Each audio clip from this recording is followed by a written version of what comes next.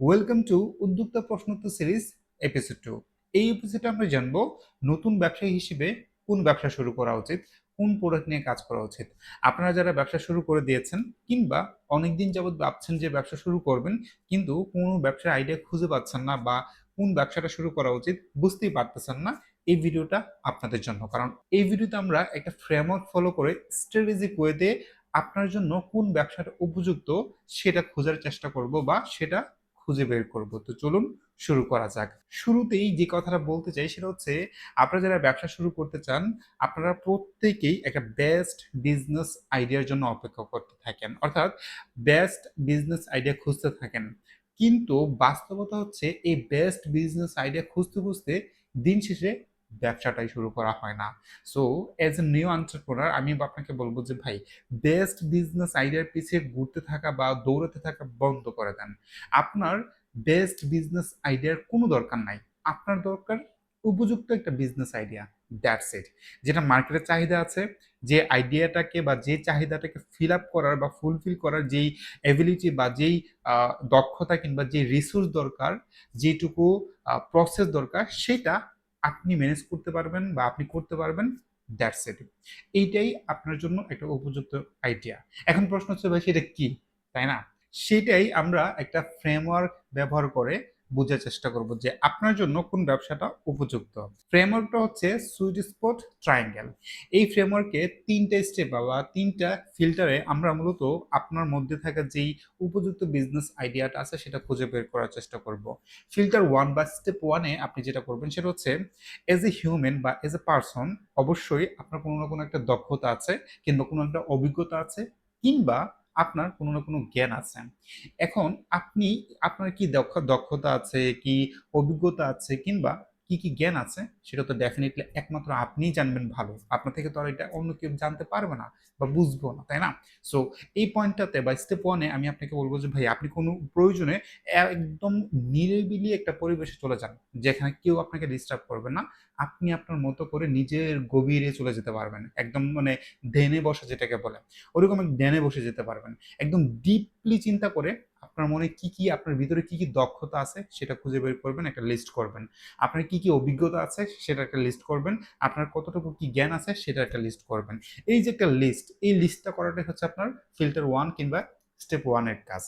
Step টুতে আপনি মূলত দেখবেন আপনার যে স্টেপ ওয়ানের যে কাজগুলো, অর্থাৎ যে দক্ষতা বা যে অভিজ্ঞতা এবং যে জ্ঞানগুলো আছে, এইগুলোকে কাজে লাগিয়ে মার্কেটে কি কি সমস্যার সমাধান করা যায় অথবা কি কি চাহিদা ফিল আপ করা যায়, এইটা আপনি খুঁজে বের করার চেষ্টা করবেন। এইটার জন্য আপনার যে যে দক্ষতা বা অভিজ্ঞতাগুলো আছে, এইটা তো ডেফিনেটলি কোনো না কোনো একটা ইন্ডাস্ট্রিতে পড়ে।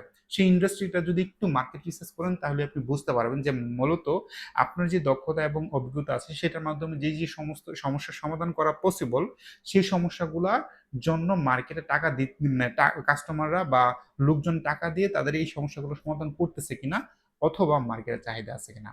যদি এটা একটু মার্কেট রিসার্চ করেন তাহলে বুঝতে পারবেন। এই মার্কেট রিসার্চ করে দ্বিতীয় পয়েন্ট আপনি বের করবেন। তো প্রথম ফিল্টার বা প্রথম স্টেপে আপনি যে কাজটা করলেন, সেই স্টেপের পয়েন্টগুলাকে আপনি দ্বিতীয় ফিল্টার বা দ্বিতীয় স্টেপের যে কাজগুলা, অর্থাৎ মার্কেটে ফিট আছে কিনা সেইটার সাথে ম্যাচ করবেন। যেগুলো ম্যাচ হবে সেগুলো হচ্ছে টিক টিক দিবেন। তৃতীয় স্টেপে বা তৃতীয় ফিল্টারে আপনি যেটা করবেন সেটা হচ্ছে, আপনি আপনার অ্যাক্সেস কতটুকু আছে, অর্থাৎ আপনার প্রথম স্টেপে কি দেখলেন, দক্ষতা। দ্বিতীয় স্টেপে দেখলেন কি মার্কেট ফিট আছে কিনা বা চাহিদা আছে কিনা। আবার তৃতীয় স্টেপে দেখবেন আপনার সেই দক্ষতাটাকে মার্কেটের চাহিদা অনুযায়ী যেভাবে প্রেজেন্ট করা দরকার, সেটা করার জন্য যাদের কাছে প্রেজেন্ট করা দরকার, যাদের কাছে সেল করা দরকার, তাদের কাছে সেল করার জন্য আপনার কি কি অ্যাক্সেস আছে, কি কি রিসোর্স আছে, কতটুকু অ্যাবিলিটি আছে, এগুলো আপনি দেখবেন। এক্ষেত্রে আমরা যদি একটা এক্সাম্পল দিই তাহলে আপনি একদম ইজিলি বিষয়টা বুঝতে পারবেন। ধরেন তামান্না নামে একজন ব্যক্তি, যে কিনা দেখলো যে তার বেকিং অথবা কুকিং নিয়ে একটা দক্ষতা আছে, সে ভালো কুক করতে পারে, বেকিং আইটেমের যে সমস্ত কাজগুলো আছে সেগুলো সে করতে পারে। ওকে ফাইন, তার মানে এটা হচ্ছে তার কি, দক্ষতা। এখন এই দক্ষতাটাকে মার্কেটে ফিট হইতে হবে। এবার দেখলো সে যেই এরিয়াতে বসবাস করতেছে বা বাস করে, সেই এরিয়াতে অনেক চাকরিজীবী আছে বা অফিসগামী লোক আছে যাদের হোমমেড খাবারটা প্রয়োজন হয়, এরকম একটা চাহিদা দেখতে পেল। তার মানে ফিল্টার ওয়ান বা স্টেপ ওয়ানের যেই দক্ষতাটা সেটার সাথে স্টেপ টু বা ফিল্টার টু এর কাজটা কিন্তু অর্থাৎ মার্কেটে কিন্তু ফিট হইলো, অর্থাৎ দুইটা ম্যাচ হইলো। এবার তৃতীয় স্টেপ, এবার হচ্ছে কি অ্যাক্সেস দরকার, অর্থাৎ কাস্টমারের কাছে পৌঁছানো দরকার। এবার সে কি করলো যে ওই এরিয়াতে যারা যারা হচ্ছে আপনার এরকম আছে, যাদের হচ্ছে এই দুপুরের লাঞ্চটা অথবা রাতের ডিনারটা প্রয়োজন হয়, তাদের একটা যেই হোয়াটসঅ্যাপ নাম্বারগুলো আছে সেগুলো হচ্ছে খুঁজে বের করলো। এভাবে সে ৩০০ জন ব্যক্তির হোয়াটসঅ্যাপ নাম্বার খুঁজে পেল। তার মানে স্টেপ থ্রি বা স্টেপ ফিল্টার থ্রি এর যে কাজটা সেটাও কিন্তু সে অ্যাক্সেস পেয়ে গেল, অর্থাৎ তাদের অ্যাক্সেস পেয়ে গেছে। দক্ষতার সাথে মার্কেট ফিট ম্যাচ করেছে, আবার মার্কেট ফিট অনুযায়ী যেটা অ্যাক্সেস দরকার ছিল অর্থাৎ কাস্টমার কাছে পৌঁছানো দরকার ছিল, যে মাধ্যমে পৌঁছাবে, যে রিসোর্সের মাধ্যমে পৌঁছাবে, সেটাও কিন্তু ম্যানেজ হয়ে গেছে। তার মানে তিনটা স্টেপ বা তিনটা ফিল্টারে কিন্তু একসাথে ম্যাচ হয়ে আছে। আপনারও ঠিক এইভাবে কোন কোন জায়গাগুলোতে তিনটা স্টেপেই বা তিনটা স্পটেই ম্যাচ হচ্ছে সেটা দেখা দরকার। আপনি যদি একটু সময় নিয়ে মার্কেট রিসার্চ করে ডিপ অ্যানালাইসিস করার মাধ্যমে একটু ভেবেচিন্তে দেখেন, তাহলে দেখবেন যে একটা না অনেকগুলো পয়েন্ট এরকম পাবেন যেগুলো হচ্ছে তিনটা পয়েন্টে একসাথে ম্যাচ করতেছে। যেই যে পয়েন্টগুলো একসাথে ম্যাচ করবে সেগুলাই আপনার জন্য উপযুক্ত বিজনেস আইডিয়া। That's it. এখন বেস্ট আইডিয়ার দরকার না ভাই, বেস্ট আইডিয়ার পিছনে দৌড়াতে দৌড়াতে আপনার জীবন শেষ হয়ে যাবে, দিন শেষে কিন্তু বেস্ট আইডিয়া খুঁজে পাবেন না। কেন? এই যে বেস্ট আইডিয়া, এটা একটা লুপ। কিভাবে আপনি আপনার কাছে যেটা এখন মনে হচ্ছে বেস্ট আইডিয়া, সেটা যখন আপনি পেয়ে যাবেন, তখন মার্কেটে রিসার্চ করতে গিয়ে দেখবেন যে আরে এই আইডিয়াটা তো আরো আছে, আরো বেটার ভার্সন আছে।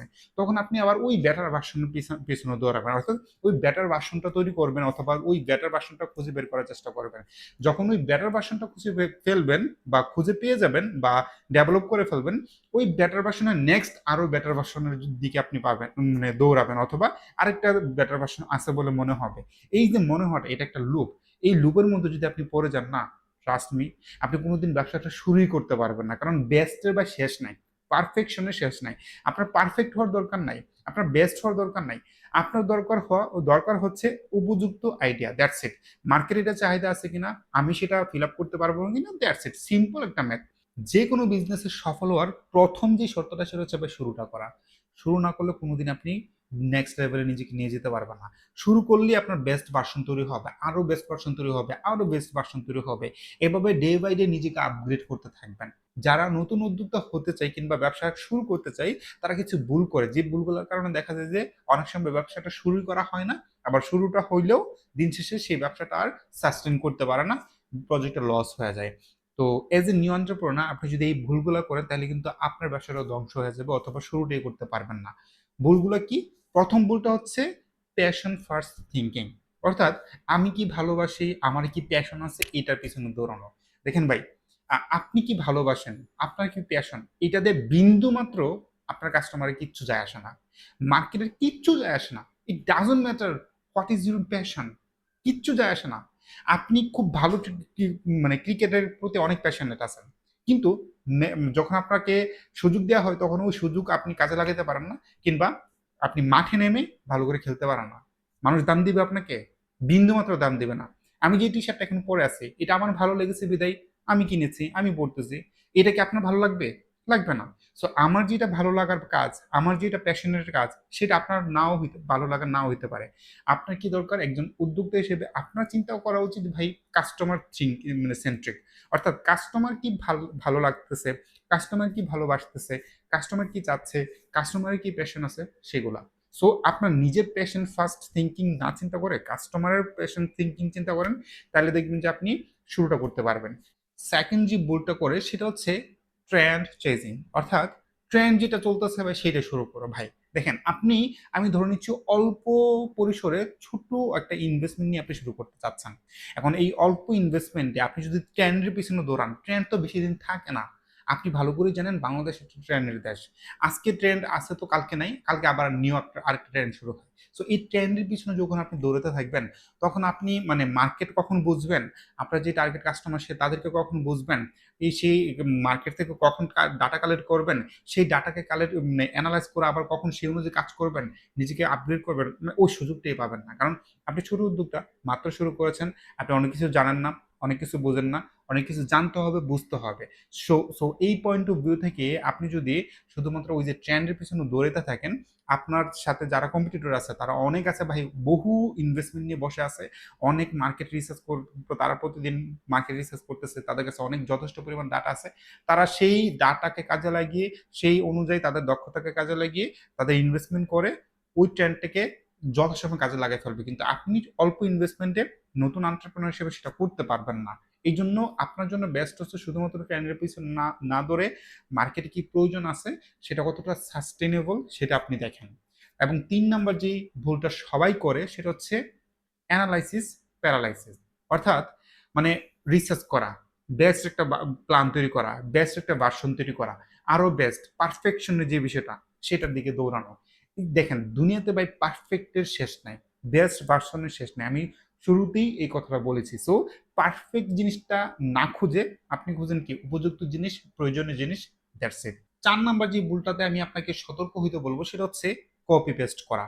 অন্যকে কপি পেস্ট, দেখেন আপনি যদি অন্যকে কপি পেস্ট করতে যান তাহলে কিন্তু ভাই মানুষ আপনাকে ট্রাস্ট করবে না, মানুষ আপনাকে মানে ফেক হিসেবে ধরে নেবে যে আপনি একজন মানে ফেক অথবা মানুষকে ঠকাইতে আসছেন এরকম। কারণ মানুষ নিজস্ব সত্তা বলতে একটা জিনিস আছে সেটাকে পছন্দ করে, অরিজিনালিটি বলতে একটা বিষয় আছে সেটাকে পছন্দ করে। সো আপনার যে নিজস্ব সত্তা আছে সেই অনুযায়ী আপনার প্রোডাক্টটাকে কাস্টমারের কাছে প্রেজেন্ট করেন, তাহলে মানুষ আপনার কাছ থেকে মনে হবে যে না অথেন্টিক জিনিসটা দেখতেছে, অথেন্টিক জিনিসটা পাবে বলে মনে হবে।